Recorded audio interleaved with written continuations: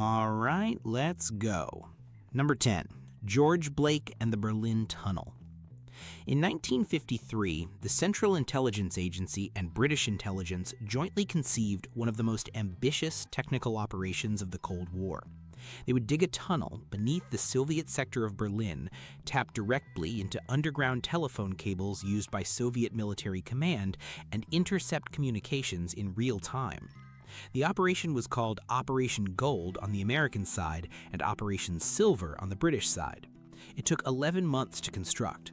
The tunnel ran for nearly 500 meters and cost the equivalent of tens of millions of dollars. When it became fully operational in May 1955, it was feeding intercepted Soviet communications directly to analysts in Washington and London. The Soviets knew about it before the first shovel of dirt was moved. A British intelligence officer named George Blake had been present at the planning meetings in London in 1953. Blake was also a KGB asset. He had been recruited by Soviet intelligence during his captivity in North Korea in 1951, and by the time he sat in the room where Operation Gold was conceived, he had been passing intelligence to Moscow for 2 years. The KGB received the tunnel's plans, its location, its technical specifications, and its operational timeline before construction began. The Soviets made a calculated decision not to destroy the operation immediately. Doing so would reveal that they had a source inside British intelligence. Instead, they allowed the tunnel to operate for 11 months, carefully managing which communications passed through the tapped cables, feeding disinformation where useful, and protecting Blake by letting the West believe the tunnel was working. But here is where the scale of Blake's betrayal extends beyond the tunnel itself. Over the course of his career inside British intelligence, Blake identified more than 40 British and American agents operating behind the Iron Curtain to his Soviet handlers. Most of them were arrested. Several were executed. The tunnel operation was one act of betrayal among dozens. When Blake was finally identified in 1961, arrested, and tried, he received a sentence of 42 years in prison, at the time the longest sentence ever handed down by a British court. He escaped from Wormwood Scrubs prison in 1966 with the help of a network that included a peace activist he had met while incarcerated. He reached Moscow and lived there until his death in 2020 at the age of 98. The 40 agents he identified were not abstractions. They were people with names and families who trusted the system that had sold them before they were even deployed. Number 9. John Walker and the Navy Spy Ring. In 1967, a United States Navy communications officer walked into the Soviet embassy in Washington carrying classified documents he had brought from his duty station. He was not acting on ideology. He was not acting on coercion. He had decided, by his own later account, that selling intelligence to the Soviets was simply a practical solution to his financial problems. His name was John Walker. He would spy for the Soviet Union for 18 years. Walker was a warrant officer with access to cryptographic key lists, the codes used to encrypt U.S. Navy communications. What he was selling was not individual documents or tactical information. He was selling the keys that allowed the Soviets to decrypt everything. For nearly 2 decades, the KGB could read United States Navy encrypted traffic in real time. Naval communications across the Atlantic, the Pacific, and the Indian Ocean. Communications about submarine positions, fleet movements, and operational planning. Communications during active conflicts, including the Vietnam War. Walker did not work alone. He recruited his brother Arthur, a retired Navy officer. He recruited his son Michael, serving as a Navy seaman. He recruited Jerry Whitworth, a communications specialist who provided access to additional cryptographic material. The Walker spy ring was a family and professional network that operated simultaneously across multiple Navy commands. But here is where the Walker ring's damage becomes difficult to fully quantify. The director of naval intelligence, testifying before Congress after Walker's arrest in 1985, stated that the Soviet intelligence yield from the Walker operation was, in his assessment, the most damaging espionage in American history up to that point. That assessment was made before the full scope of the ring's activity had been completely analyzed. Later evaluations suggested the Soviets received material that would have allowed them in any naval conflict to locate and destroy United States submarine forces with a degree of accuracy that would have been catastrophic. The ring was exposed not by counterintelligence work, but because Walker's ex-wife contacted the FBI. The system did not catch him. A personal dispute did. Number 8. Ryszard Kuklinski and the Warsaw Pact war plans. In 1972, a senior Polish military officer made contact with the Central Intelligence Agency while on a visit to West Germany. He was not approached. He initiated the contact himself, passing a note that identified him, described his access, and offered his services. His name was Ryszard Kuklinski. He was a colonel on the Polish General Staff with direct access to Warsaw Pact military planning at the highest level. Over the next 9 years, he passed more than 40,000 pages of classified documents to the CIA. The material included Warsaw Pact war plans for a conventional invasion of Western Europe, the locations of Soviet tactical nuclear weapon storage sites in Poland, the communications architecture of the Eastern Bloc military command system, and the specific operational plans for the suppression of political unrest in Poland, plans that were actively relevant as the Solidarity movement grew through the late 1970s. Kuklinski was not an ideological abstraction. He was a decorated military officer who had served the Polish state his entire career, and who, through that service, concluded that the Soviet relationship with Poland was one of occupation rather than alliance. He acted on that conclusion for 9 years at extreme personal risk. But here is where Kuklinski's intelligence becomes historically specific in ways that are rarely discussed. The CIA's assessment, available in partially declassified form, credits Kuklinski's material with providing NATO planners with accurate knowledge of Warsaw Pact conventional force capabilities and intentions at a time when Western estimates had been significantly wrong in both directions. The war plans he provided showed that Warsaw Pact conventional force timelines for reaching the English Channel were shorter than NATO had assumed. That intelligence directly shaped the deployment and reinforcement decisions that defined NATO's conventional defense posture through the 1980s. He was exfiltrated with his family in 1981 as Polish martial law was declared, tried in absentia in Poland, sentenced to death, and later pardoned after the fall of communism. He died in Florida in 2004. Number 7. Oleg Gordievsky and the KGB Rezidentura. In 1974, a KGB officer stationed in Copenhagen began passing intelligence to British intelligence. His disillusionment had been building since the Soviet invasion of Czechoslovakia in 1968. By the time he made his first contact with MI6, he had spent years watching the system he served from the inside and reaching conclusions about it that he could not discuss with anyone inside that system. His name was Oleg Gordievsky. He would spy for British intelligence for 11 years, eventually rising to become the KGB resident, the station chief in London, the most senior KGB position in the United Kingdom, while simultaneously providing MI6 with everything that passed through that station.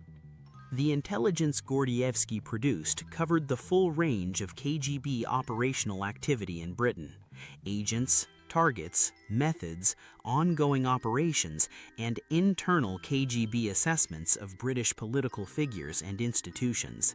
But the most consequential intelligence he provided was in a different category entirely.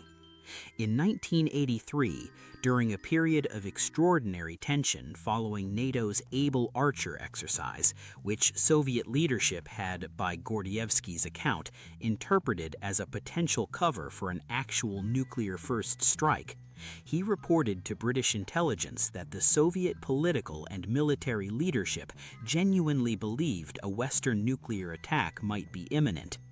That intelligence was passed to the American administration and is credited by several historians with contributing to a deliberate change in tone in Western communications designed to reduce Soviet alarm. But here is where Gordievsky's case reveals something about the architecture of intelligence that the headline facts do not convey. He was identified to the KGB not by British counterintelligence failure, but by Aldrich Ames, a CIA officer, who would himself become one of the most damaging moles in American intelligence history. Ames provided Moscow with Gordievsky's identity in 1985. The KGB recalled Gordievsky to Moscow, interrogated him, and placed him under surveillance rather than arresting him immediately, still uncertain of his guilt or calculating their next move. Gordievsky recognized what was happening and activated an MI6 emergency signal. He was exfiltrated from the Soviet Union in the trunk of a car driven by British intelligence officers across the Finnish border. His wife and daughters, unable to be warned without exposing the exfiltration, were left behind. They were not reunited with him for 6 years. Number 6. Dmitri Polyakov and 25 years. In 1961, a Soviet GRU military intelligence officer approached the FBI in New York and offered his services. Over the following 25 years, Dmitri Polyakov would become what successive CIA directors described as the most valuable human intelligence asset the United States possessed during the Cold War. The assessment was not hyperbole. Polyakov rose through the GRU to the rank of general, while simultaneously providing American intelligence with a sustained intelligence yield that covered Soviet military doctrine, weapons development programs, the identities of Soviet intelligence officers operating globally, and the contents of classified Soviet military research. He provided the identities of more than 100 Soviet intelligence officers and agents worldwide. He provided data on Soviet anti-tank missile capabilities that directly shaped the design of American countermeasures. He provided insight into the internal state of the Soviet military establishment at the senior level that was available through no other source. For 25 years, he did this voluntarily, without substantial payment, for reasons he described as ideological. He believed the Soviet system was corrupt and that his country's leadership was steering it toward catastrophe. But here is where Polyakov's end communicates something that no counterintelligence briefing can fully prepare its readers for. He was identified to the KGB by 2 separate American sources, Robert Hanssen and Aldrich Ames, working independently and without knowledge of each other in the mid-1980s. He was arrested, tried in secret, and executed in 1988. The CIA did not know he had been compromised until after his execution. For the final years of his life, Polyakov continued passing intelligence to his American handlers, not knowing they had already sold him. 25 years of service, the most sustained and productive human intelligence relationship in the history of the Cold War, ended with a secret execution. The people he had trusted with his life did not know he was dead until the Soviets chose to announce it. Number 5. The Cambridge Five. In the 1930s, Soviet intelligence recruited a network of agents at Cambridge University that would go on to penetrate the highest levels of British intelligence, foreign policy, and government. The network included 5 individuals of confirmed membership, though Soviet archives suggest the actual number may have been larger, recruited during a period when communism represented to a generation of British intellectuals the only coherent ideological opposition to the fascism spreading across Europe. The most consequential member of the network was Harold Adrian Russell Philby, known as Kim. He entered British intelligence in 1940, rose to become head of the anti-Soviet section of MI6, and was at one point considered a likely candidate for the position of chief of the entire service. While occupying those positions, he passed to Moscow the identities of British and American agents operating in the Soviet Union and Eastern Europe, the contents of signals intelligence intercepts, the details of joint Anglo-American intelligence operations, and the organizational structure and personnel of the Western intelligence apparatus as he moved through it. In 1949, Philby was posted to Washington as the British intelligence liaison to the CIA and FBI, the person whose role was to coordinate intelligence sharing between the two closest Allied services. From that position, he had access to some of the most sensitive joint operations of the early Cold War, including Operation Valuable, an attempt to insert anti-communist resistance fighters into Albania. Every insertion was met by waiting Albanian security forces. The resistance fighters were captured and killed. Philby knew the operation's every detail. But here is where the Cambridge network's damage becomes a question without a complete answer. The full scope of what was passed to Moscow through the network's years of operation has never been declassified in its entirety. The partially available record shows that the network was active at the precise historical moment when the fundamental architecture of the Western intelligence community was being constructed.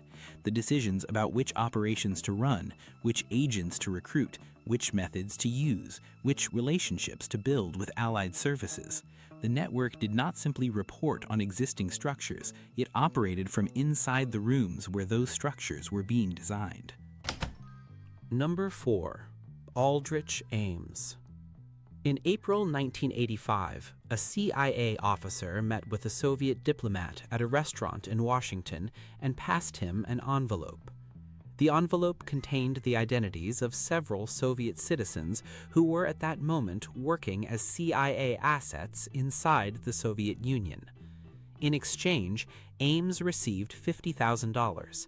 It was the beginning of a 9-year intelligence catastrophe.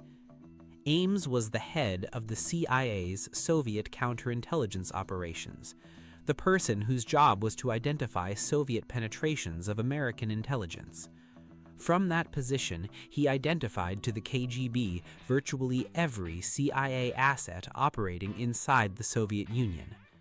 The identities he passed included Dmitri Polyakov, Oleg Gordievsky, and more than a dozen other individuals whose operational details he had access to through his position. At least 10 of the assets he identified were executed. The CIA began noticing the pattern in 1986. Assets were disappearing, operations were being blown. The agency launched an internal damage assessment, then a mole hunt that dragged on for years. During the years the mole hunt was active, Ames continued working inside the CIA, continued attending briefings, continued receiving access to the files of the assets he had not yet identified, and continued passing their names to Moscow. He bought a house for cash. He drove expensive cars. The counterintelligence apparatus he was paid to operate did not identify him for 9 years. But here is where Ames's case becomes an institutional indictment rather than an individual failure. The lifestyle anomalies that eventually contributed to his identification, unexplained cash, a house purchased without a mortgage, financial behavior completely inconsistent with his government salary, were visible from the early years of his espionage. Multiple colleagues noticed. The information was not acted upon with urgency. The investigation that eventually identified him took 4 years to reach a conclusion that the financial evidence had been pointing toward for longer. The assets who died in the interval between the first anomaly and the arrest are a measure of institutional failure as much as individual betrayal. Number 3. Jonathan Pollard. In 1984, an intelligence analyst working for the United States Navy began passing classified material to a foreign government. He was not working for an adversary.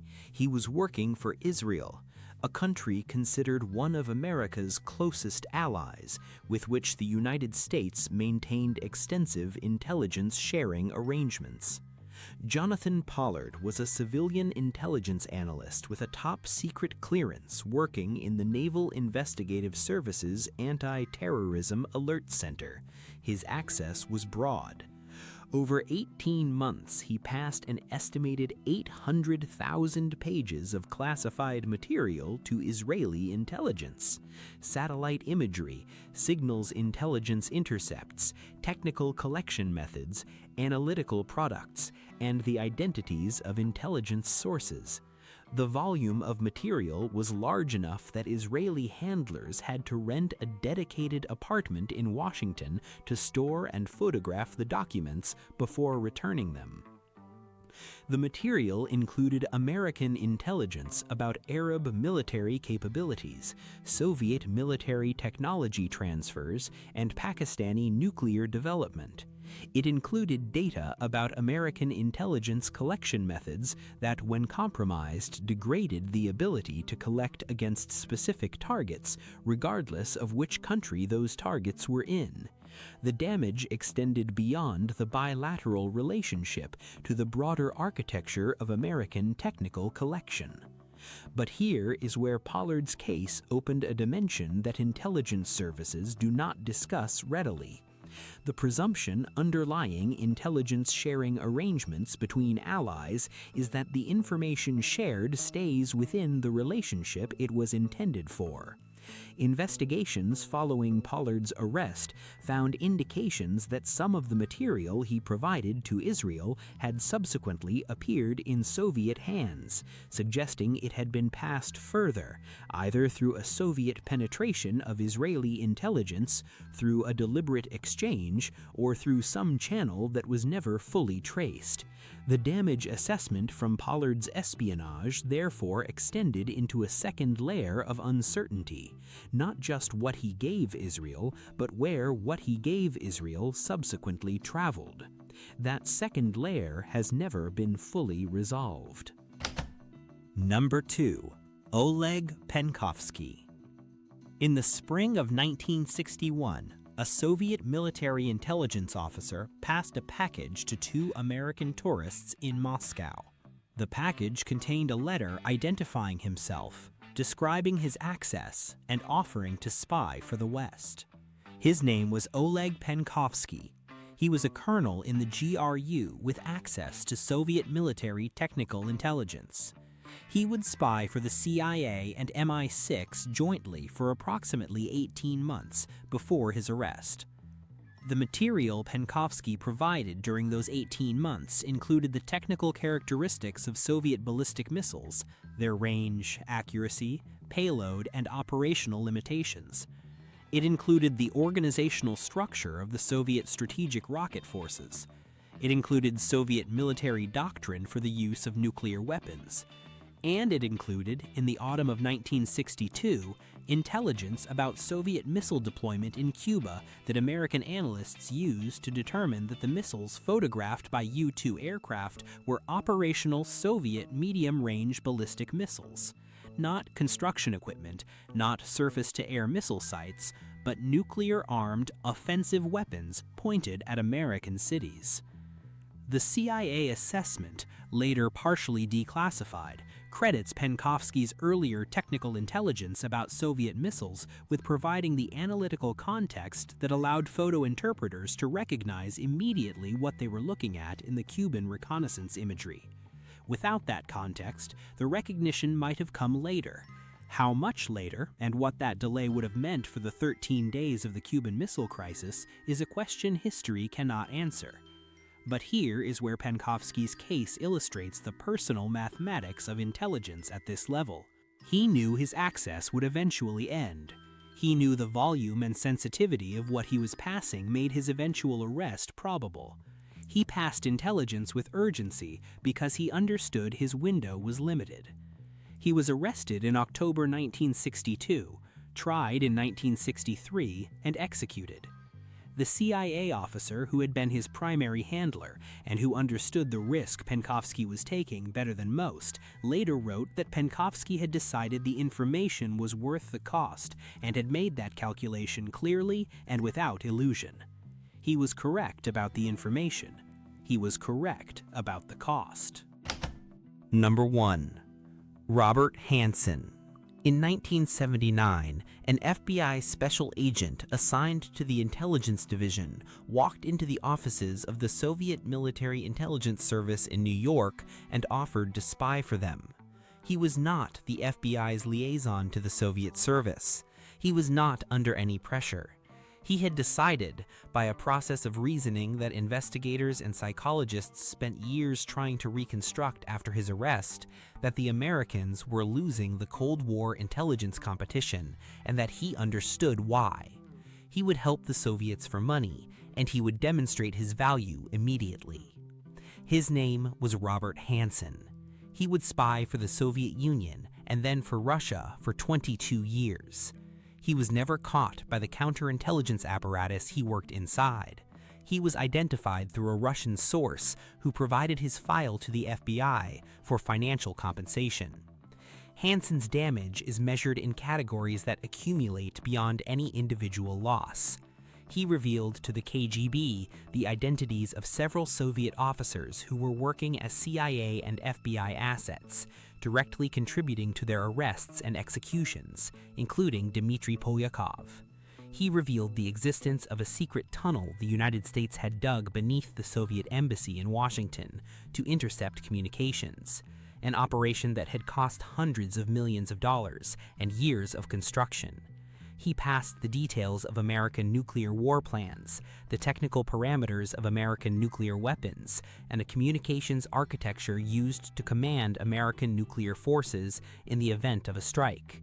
He passed a complete description of the American Continuity of Government program, the classified plan for how the United States government would function if Washington were destroyed in a nuclear attack, including the locations of the facilities where that government would operate.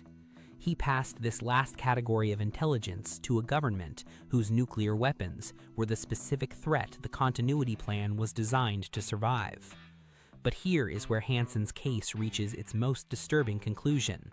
He was never given a polygraph examination during his entire 22-year career as a spy. Not once. The FBI did not routinely polygraph its own agents during the period of his activity. He operated inside the Counterintelligence Division, the division whose function was to catch people exactly like him, with full access to the investigations being conducted into intelligence leaks, including investigations that were, at various points, searching for a mole whose activities matched his own. He read the files of his own pursuit. He knew when he was being watched and when he wasn't. He knew which investigative techniques were being used and which weren't. He was the most dangerous kind of intelligence threat, one who understood the system designed to catch him because he was the system.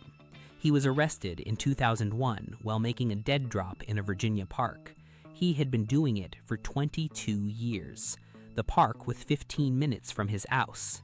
He died in federal prison in 2023. The full damage assessment from his espionage remains classified. If you want to see more videos like this, click the video on screen now and make sure to subscribe.